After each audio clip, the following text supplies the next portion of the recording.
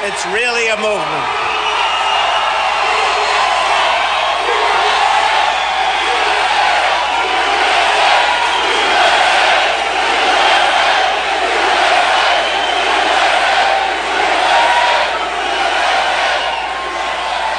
Well, I want to thank everybody. First, I have to start by thanking Governor Chris Christie because,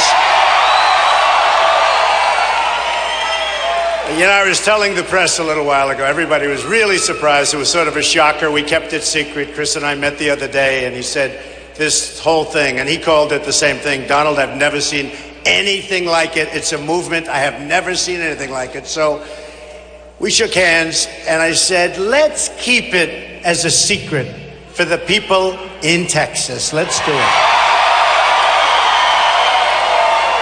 And when we walked into that press room, they went, whoa.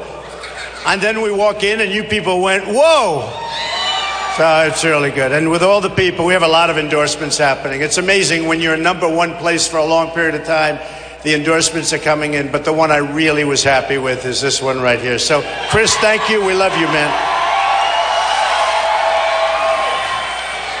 So we had a debate last night. Now, I have to say, because I don't hear it from pundits as much, some of the pundits are honest, and they say Trump won the debate and Trump did well. But some of these people are so dishonest. I mean, it's incredible. But on the online polls, where they have hundreds of thousands of people voting, we won every single online poll.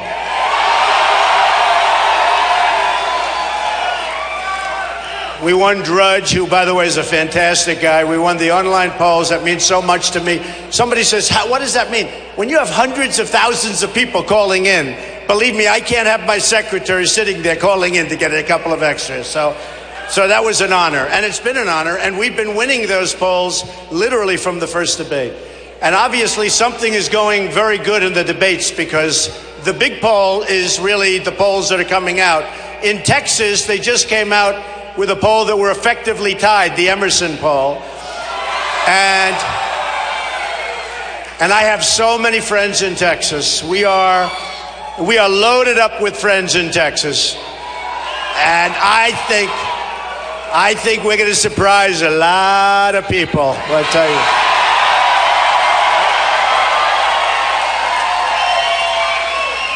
We're going to surprise a lot of people, and it's going to be great. So I'll talk a little bit about the competition. Then we'll talk about our borders, which we will build the wall, and it will be a great wall. And can you only imagine your ex-president of Mexico, Vicente Fox? You see, that's the way other countries are used to talking to the United States. No more. No more. He couldn't believe that somebody would say Mexico has to do something. And by the way, it's that way with Japan. It's that way with India. It's that way with China. It's that way with Vietnam, a new one coming along. They want to be treated with tremendous respect, even though they don't treat us with respect. It's going to change, folks. It's going to change. It's not going to be this way anymore. So he dropped the F-bomb, and I said to myself, can you imagine if I said that? And nobody mentioned it. Not a big deal. Not a big deal. For him, it's okay. I wouldn't use that. I would not go there, by the way. But when he did it, it was absolutely fine because that's the way it is. Double standards. But here's the story. We're being ripped on trade by every nation that we do business with in the world. We are going to become so good. We are going to negotiate so strong and so tough. We're not going to have a $58 billion trade deficit with Mexico. We're not going to have a $500 billion trade deficit with China. $500 billion. Not going to happen. We're not going to be billions of dollars behind with Japan, and we're going to talk about all that in a second. But let's talk about our lightweight senator from Florida who's losing big in the polls. So I heard he was on television saying negative things. I see him. It all started about 3 or 4 weeks ago in New Hampshire, which I won. I love the people of New Hampshire. We won it big. We won it big. And we won South Carolina big, big, big. In all fairness, that was going to be your senator's place. He was going to win it. He said he's going to win South Carolina. And I won women, men, evangelicals, military, vets. I won everything. We won every category. And we won with Hispanics. I love the Hispanics. Because people that are in our country legally, they don't want our jobs taken away, and they don't want their jobs taken away. And I'm going to bring a lot of jobs back to this country. Remember that. But I saw with Rubio, and he's a nervous wreck, because here's a guy, he's a nervous basket case. Here's a guy, you had to see him backstage. He was putting on makeup with a trowel.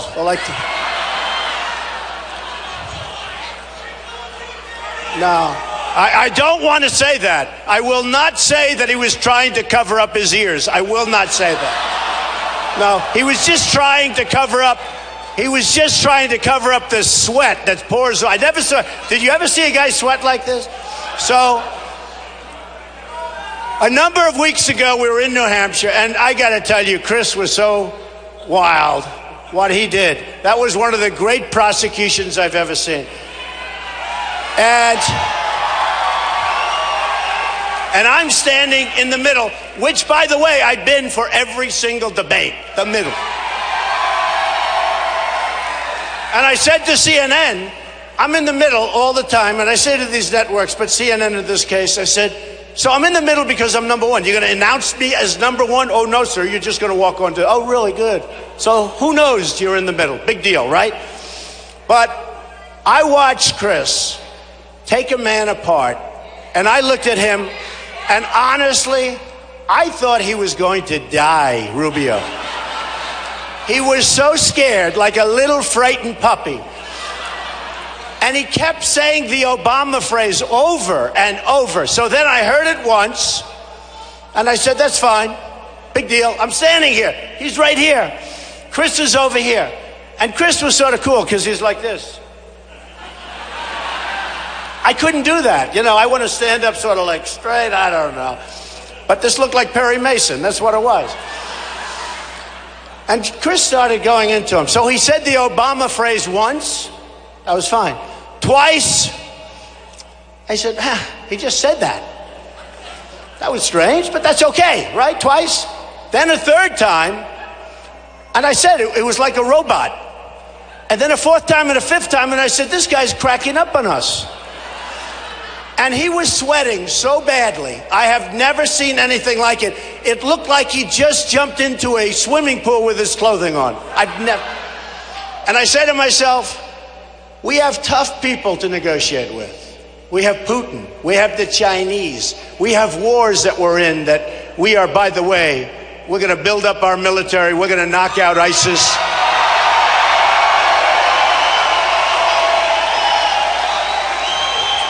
We're going to knock out ISIS fast. Remember the great days, General George Patton, General Douglas MacArthur. Do you think that they would even be thinking about ISIS? By the time they pick up the telephone, it's over. What is wrong? You know, we don't win anymore, and we're getting to that. But I have to finish with this clown over here. So I watched this, and I thought something bad was going to happen to him. And he got through it, but barely. I tell you what, barely. I was almost going to go over and hold him up. Now think of this. Think of this. So we have Putin, and Putin's going to meet our president, and let's assume it's Marco, and let's assume it's Marco. No, I agree with you. We don't want him. Boo, boo. And Putin's sitting there waiting for a kill, and he knows all about Marco because when they put Marco on to refute President Obama's speech. Do you remember that catastrophe? And he's like this, And we were, I need water, help me, I need water, help. And this is on live television. This total choke artist is refuting, and you know, I'll tell you, you know about sports. Do I love sports? We love sports, we're athletes. So, you notice in sports, almost always true, when you're a choke artist, you're always a choke artist. It doesn't really change. You know, sadly, the guy that misses the kick and the coach says, I'm going to give him another chance. Unfortunately, the following year, he misses the kick again. So choke artists, they choke. So what's going to happen is we look at this, and he goes in to see Putin, and he walks in, and he's soaking wet. And Putin looks at him and goes, what's wrong with this guy? This is going to be easy pickings, and believe me, it will be. But I'll never forget the scene, and then we're going to go to something else that's actually more interesting. But just remember this, really, really weak on illegal immigration markup. Really weak. Totally in favor of amnesty. Totally in favor of amnesty. Totally in favor. So he's getting the thing, and he's doing his speech, and I notice he's live television. You just don't see it. I mean, Nikki Haley did it last time, and she was good. At least she wasn't sweating like that. She was like, fine. She did say we're angry people. And when I was at the debate, they asked me about it. Are you and your people angry? And no, I was supposed to say, no, we're not angry. We're thrilled with the Iran deal. We're thrilled with all of the problems. We're thrilled with our education is terrible, with Obamacare, which is terrible. No, we're not angry at all. That's what. But they asked me the question, and I said, yeah, we're really angry. We are. And we're not angry people. We're not angry people, but we're angry at incompetence. All right, so I'll just finish off with incompetence. So he's making the thing, and I said, what's wrong with him? And then out of nowhere, he goes, on live television, he's our response. He choked, just like he did with Chris. He's a choker. He choked with Chris. And I watched it both times. But the one time I'm right next to him, and I looked at the puddle on the ground, and I said, what is that? What is it? I wanted to know, what is that? But this time, this wise guy, this lightweight, is going over, and all of a sudden, he's being drained, and he goes like this, remember? And he's off screen. I said, where is he? And then he comes back with water. And honestly, water's fine, but it should be in a glass. He's got the label of the company here, and he's drinking, and I've never seen anything like it. I've never seen anything like it. So we are going to beat guys like that. See, it's guys like that, and he's a nasty guy. I called him a nasty little guy, but I wouldn't say that because he's a nasty guy. And we don't need nasty. We don't need nasty. Honestly, there's no place for it. You know, there's no place. He said specifics on Obamacare. Let me tell you something. We're going to knock out Obamacare. And remember this. When we get the insurance companies who are taking care of all these people, I'm self-funding my campaign. I'm putting up my own money.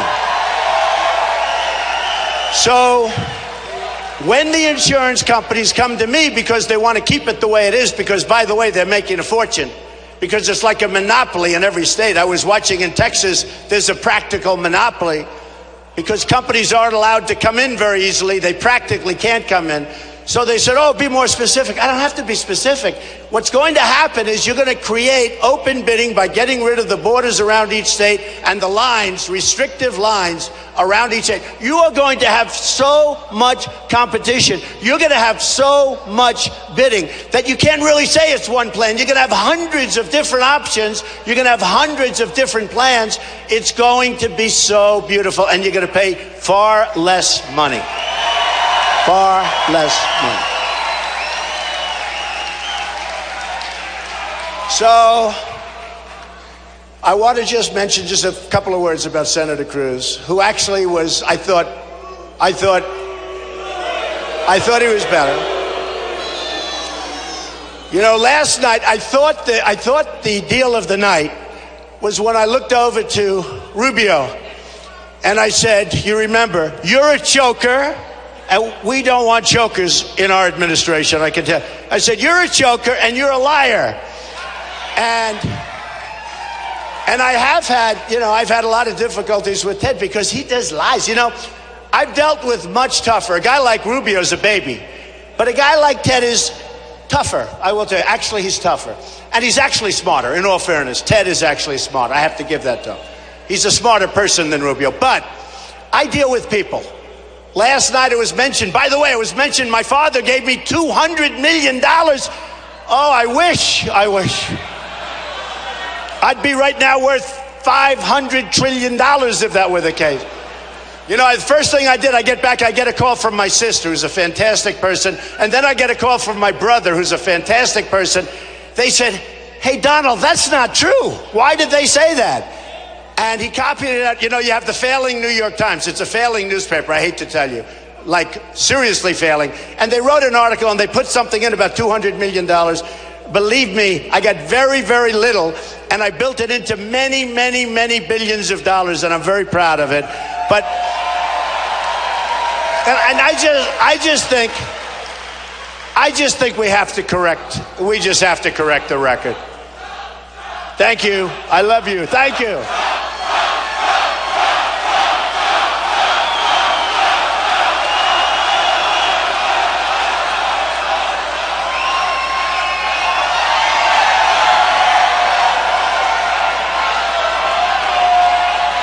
It's Rubio.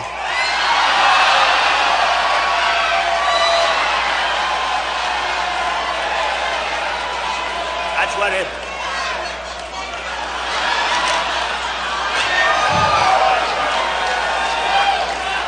Unbelievable. But we like to correct the record. But I spent a lot of time in Laredo, Texas. Laredo, right on the border. And I was invited by the border guards. And by the way, I got endorsed, talk about Chris, by Sheriff Joe Arpaio.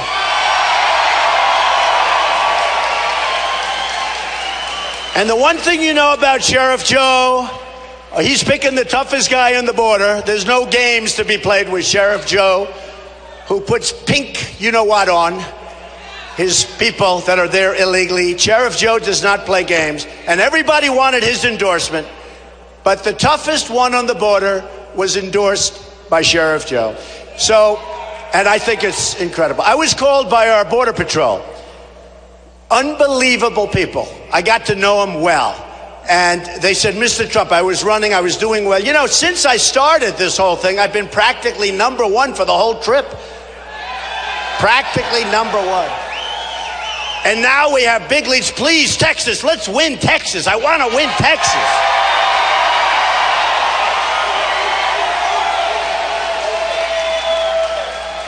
But I was called by the Border Patrol, and these people are incredible, and they want to do their job. They really want to do the job. That's why they called me.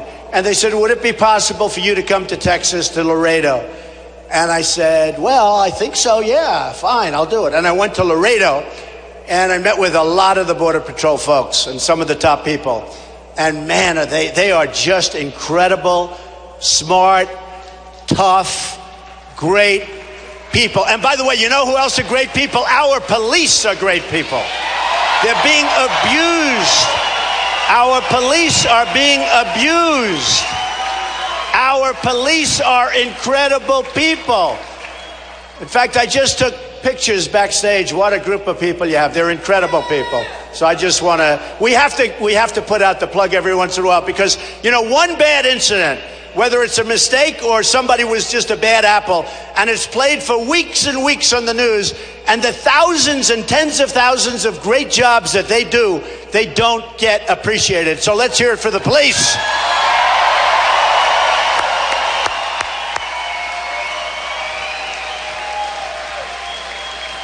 So I'm in Laredo, and they're telling me how sad it is because they can stop it. We need the wall. We want to have the wall. We want to stop the drugs from pouring across. And we're going to stop the drugs. And there's going to be a real wall. This is going to be a toy wall. This is going to be a real wall. And I'm the only one who knows how to build it. These guys, they have no clue. Politicians, all talk, no action, never gets done. And by the way, when I said self-funding before, the beauty of self-funding is that the insurance companies, the drug companies, the lumber companies, all the companies, they're not going to take advantage of Trump because they never gave me anything, okay? Big difference. Big difference. And I don't know that I get the credit for that. You know, I said to somebody the other day, Jeb Bush had $150 million. What a waste of money. I would imagine at some point between him and Romney, they'll be supporting Rubio. Do you think? I would imagine. Romney, how about this beauty? Runs one of the worst campaigns in the history of politics. He should have beaten Obama easily. And for 2 months, he disappeared. Nobody knows where he was. And say what you want. Obama was on Jay Leno, David Letterman. He was on every show. And Romney was like a lost soul. I don't know what happened to this guy. And then he comes out and tells me about my taxes. And actually, if you know the real story, Harry Reid shamed him and made him look like a baby. And Harry Reid pushed him and really made him look so stupid and weak. And when did Romney file his return, right? What's today's date? Today is what? Come on, tell me. Right? Okay. So, you know when Romney filed his return? September 21st. That's a long time from now. This guy, what a terrible, I endorsed him, and about 2 weeks later I said, he's never going to win. Number one, when you walk into a stage, you cannot walk like a penguin. He walked like a penguin. I said, this is a problem. Somebody tell him, take some steps. Anyway, Romney turned out to be a disaster, but I know he'll support Rubio. He probably has no choice. Honestly, if he wanted to support me, I would not accept his support. I really mean it. Because we have to be honest, right? We have to be honest. And I will say this, just to show you great loyalty. I supported John McCain, and we lost. I supported Mitt Romney, and we lost. This time I said, I'm going to do it myself, okay? Big difference.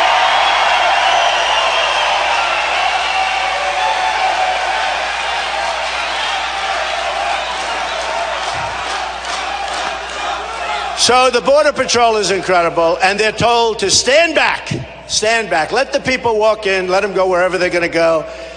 We don't have a border, and if you don't have a border, we don't have a country, folks. We don't have a country.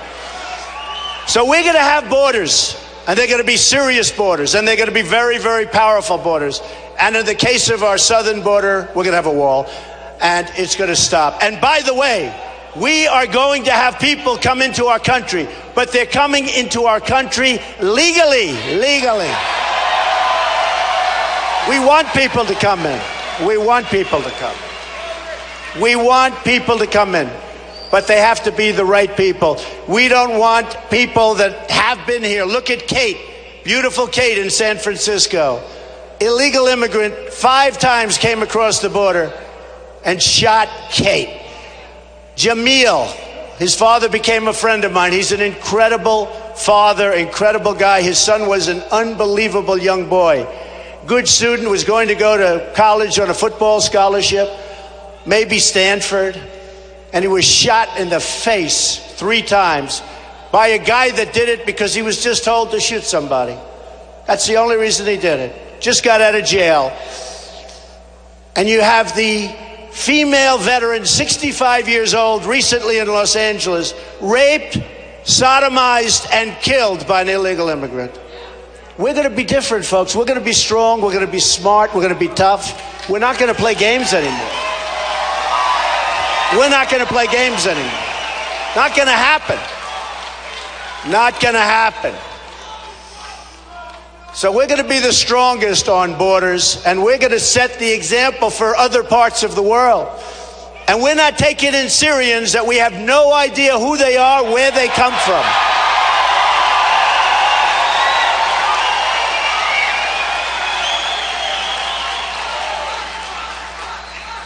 And we've already taken in thousands, and we don't even know where they are. But you have no idea. I spoke to the top law enforcement people, and they said, Mr. Trump, They don't have papers. They have absolutely no identification. And do you ever notice the migration? And I want to help people. And I say you build a safe zone, and I'll get other people to pay for it because I don't want to pay for it. We owe $19 trillion. We're not paying for it. But we'll get the Gulf states to pay. They have more money than anybody, and they're not spending their money.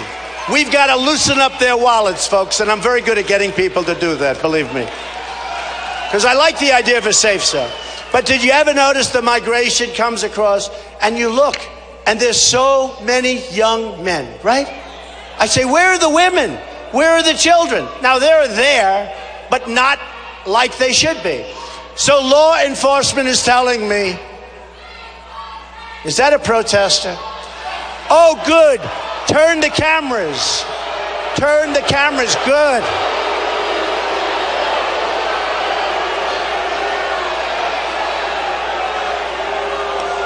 I love protesters. Look at this. Look at this. We have 10,000 people here today. Look at this. Is that a protester? Please be a protester. The only way we can get the cameras turned, the only reason they turn the cameras is if there's a protester, because that's a bad thing, right? I'm going to develop my own protesters. But look, it can't be a protester because those cameras won't turn. They won't turn. I'll tell you what, I think the media is among the most dishonest groups of people I've ever met. They're terrible.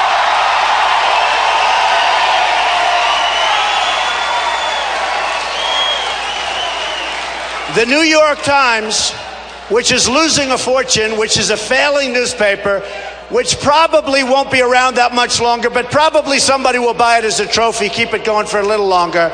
But I think the New York Times is one of the most dishonest media outlets I've ever seen in my life. The worst. The worst. The absolute worst. They have an agenda that you wouldn't believe. And they're run by incompetent people. They are totally incompetently run. Washington Post, I have to tell you, I have respect for Jeff Bezos, but he bought the Washington Post to have political influence. And I got to tell you, we have a different country than we used to have. We have a different, he owns Amazon. He wants political influence so that Amazon will benefit from it. That's not right. And believe me, if I become president, oh, do they have problems. They're going to have such problems. And one of the things I'm going to do, and this is only going to make it tougher for me, and I've never said this before, but one of the things I'm going to do if I win, and I hope I do, and we're certainly leading, is I'm going to open up our libel laws so when they write purposely negative and horrible and false articles, we can sue them and win lots of money. We're going to open up those libel laws so that when the New York Times writes a hit piece, which is a total disgrace, or when the Washington Post, which is there for other reasons, writes a hit piece, we can sue them and win money instead of having no chance of winning because they're totally protected. You see, with me, they're not protected because I'm not like other people, but I'm not taking money. I'm not taking their money. So we're going to open up those libel laws, folks, and we're going to have people sue you like you never got sued before.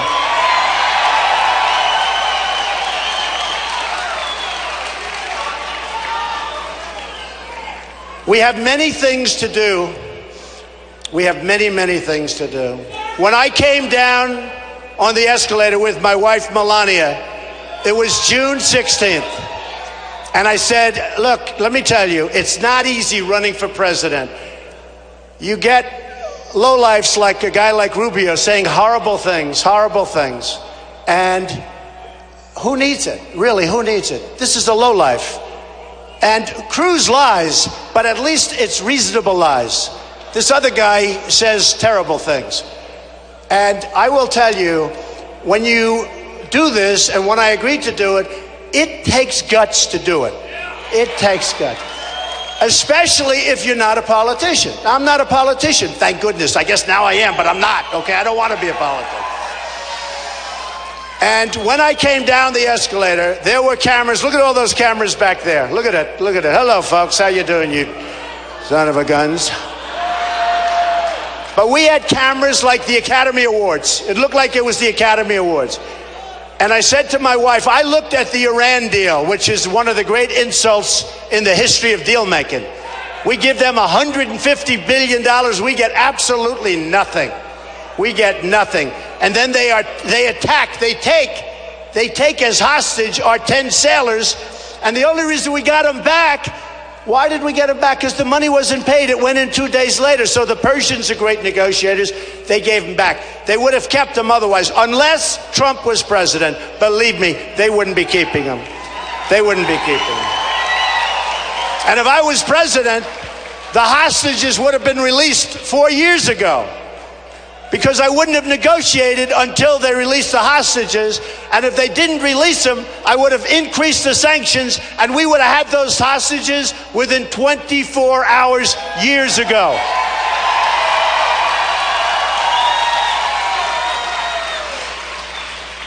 I want to tell you one other thing. Your Second Amendment is under siege. Guns, guns, guns, guns. It's under siege. And every time you have a mentally disturbed person, like you had last night, and like you will have, they immediately look to the guns, like the guns pull the trigger. Well, the guns do not pull the trigger. And we are going to protect your Second Amendment 100%. 100%. If you look at what happened in California with the 14 people killed by 2 people that were radicalized, she probably radicalized him. How about this country? We can't even get the cell number. We can't open the cell. I like safety. I want security. When it comes to terrorists, we got to knock them out, folks, and we got to knock them out and knock them out bigly. Big, big, bigly. But when you look at what happened in California with the 14 people and many people in a hospital that are in very bad shape, and these were people that gave the 2 radicalized, this couple, so-called couple, I don't even like to call them a couple, you know what I'd like to call them. It gave this couple anniversary parties and baby parties and showers. These were people that knew them and were friends, and they went in and just blew them away. And then you look at Paris, where you have 130 people that were killed, many people in hospitals, gravely injured. These animals just walked in, took their guns, and said, bing, bing, bing, you get over here, bing. If we would have had guns where bullets flowed in the other direction, you wouldn't have had that big problem. It would have been much smaller. So we're going to protect our Second Amendment. And it is so true. Take Paris, take California. If, like you're a tough cookie. This guy right here looks like an ex-vet. If a couple of you right over there with that big, beautiful beard, if these guys, and I have to pick a woman, that's right, you raising your hand. She's going crazy. She wants to carry a gun. But if we had a few people, right? If we had a few people with a gun on their side or a gun around their ankle, so when these animals start shooting, the bullets start going the other way. You know, Paris is probably the toughest place in the world to have a gun, except if you're a bad guy, then there's no problem. You just have a gun. So if we had people, or if we had people in Los Angeles, would have been a whole different story, folks. Would have been a whole different story. So just remember, your Second Amendment with me is protected. Your borders are protected. Common Core. Common Core. Common Core is out. It's out.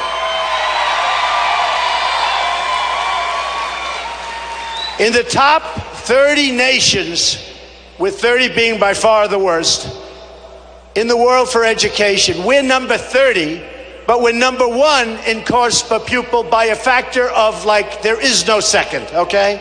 We're number 1. So we're number 1 in cost, we're number 30, we're last. You have Norway, Sweden, Denmark, China. You have lots of places. You have some countries you never even heard of are ahead of the USA. Not going to happen anymore, folks. We're going to get up that list. We're going to start climbing up that list. You know, the American dream is dead, but we're going to make it bigger and stronger and better than ever before. Remember that. But it's very hard for a person to live the American dream without good education. So we're going to work very, very hard on that. So Common Core is out. It's dead. Common Core is dead. We're going to bring it locally. And I've seen the local. It's unbelievable with the parents and the teachers and everybody. There's love in the room. And it's a beautiful thing to watch. It's a beautiful thing to watch. You know, another thing that we have to talk about, I've had tremendous support from the evangelicals and from Christians. I've had tremendous support. And in fact, Pastor Jeffress is here right now. I don't know. Pastor Jeffress, where are you? Oh, come here. I saw him. Get him over here. He has been so supportive. I didn't meet him. I've seen him on television for years. I always liked him a lot. And one day I'm listening to him, and he said, Donald Trump may not be perfect, but he's the best leader. He's the strongest guy. He's going to knock out ISIS. He's going to do great for our economy. He may not be perfect. I didn't like that, but that's okay. But he's going to be our best president. Will you come out? Can see if you can get him up here. I love this guy. I'm just watching him, and highly, highly respected. And also, Jerry Falwell Jr. was so incredible.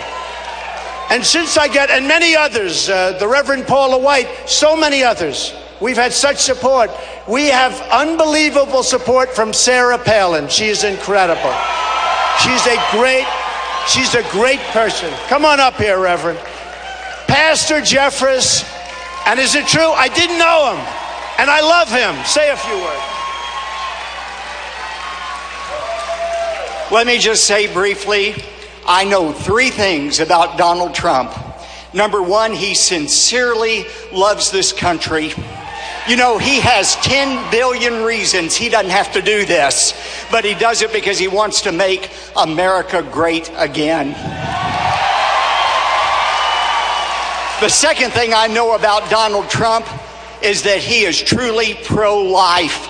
I have talked to him in Trump Towers. He believes in protecting the unborn. That is an issue we as Christians care about. And I'll tell you what, some of you who say, well, I don't know if his pro-life conversion was real. Let me tell you something. Hillary Clinton doesn't claim any pro-life conversion. If you go for Hillary Clinton or Bernie Sanders, there is no doubt you're going to have the most pro-abortion president in history. But here is what I finally know about Donald Trump. Donald Trump cares about and loves evangelical Christians. You know, one time when Ronald Reagan was running for president of the United States, the first time he met with a group of evangelical leaders, and he said, although you can't endorse me, I want you to know I endorse you.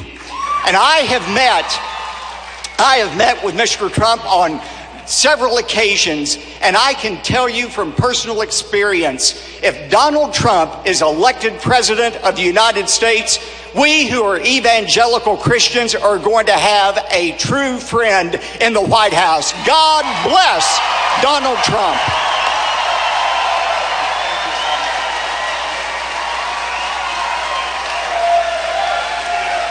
Wow. How about that? How about that?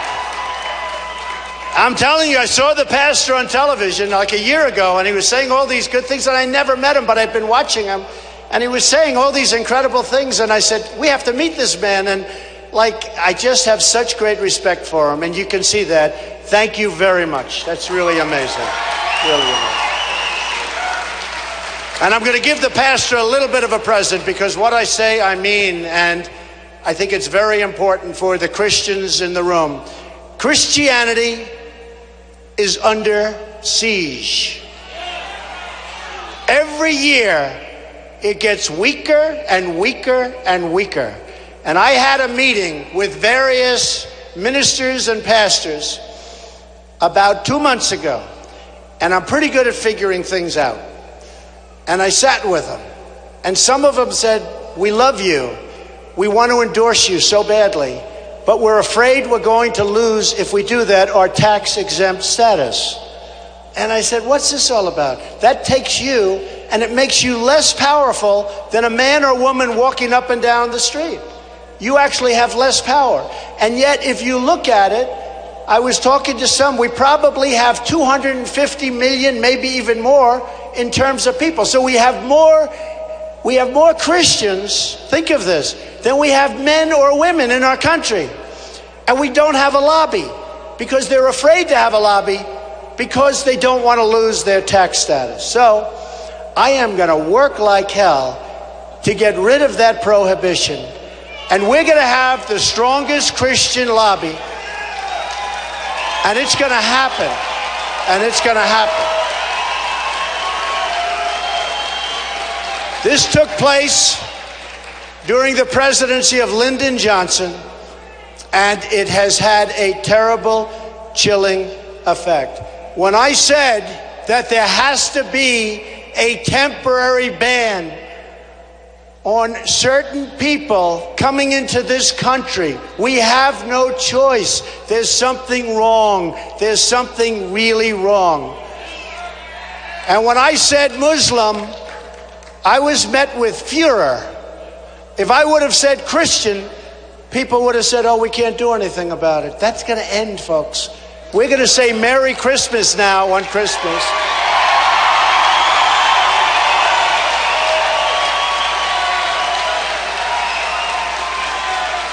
We're going to start going to department stores and stores, and you're going to see big, beautiful signs that's going to say Merry Christmas and Happy Holiday. And we're going to have a big lot of fun. And we're going to get rid of that. We're going to work very hard. That's one of the first things I want to do. I want to get rid of that. And politically, if we use that power, we're going to start going up, because we are being decimated. So just remember that. Just remember I said it. Pastor, it starts here. Do you like that, what I just said? He's happy. That's the biggest smile I've ever seen on his face. I'll do it. You can hold me to it, Pastor. All right, you're responsible. So, again, we're going to have a great country again. We're going to have a smart country again. We're going to have tremendous borders and tremendous strength, and people are coming in, but we're going to have real borders. We're going to have unbelievable trade deals. I have Carl Icahn, some of the best business people in the world. We have right now political hacks negotiating these massive trade deals. The biggest deals in the world. We have people that don't have the slightest clue. We're going to get rid of Obamacare. We're going to make something great. We're going to get rid of Common Core. We're going to have local education. We're going to protect our Second Amendment. We're going to protect Christianity. We're going to be back. And folks, I'll tell you, and it's very simple. My whole theme and your whole theme, because we're all together, I'm just a messenger. Our whole theme is make America great again. That's what's going to happen. We're going to win a lot, folks. We're going to win all the time. Thank you very much. I love Texas. You didn't frankly have the balls to put country before party.